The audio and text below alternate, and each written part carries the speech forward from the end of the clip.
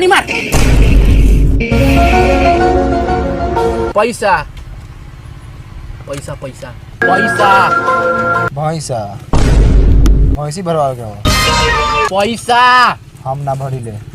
अरे साला पैसा ले ले बारी के साला गुर्दा यादव के पैसा मांगे आइल बा सर के हो भाई? अरे साला बाप के भाई कोई तरह साला तो बाप बानी। गुर्दा यादव है, गुर्दा यादव।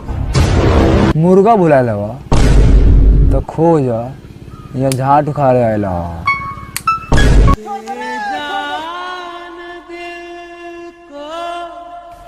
रे रे केकरा के टांगे ले जाता रे?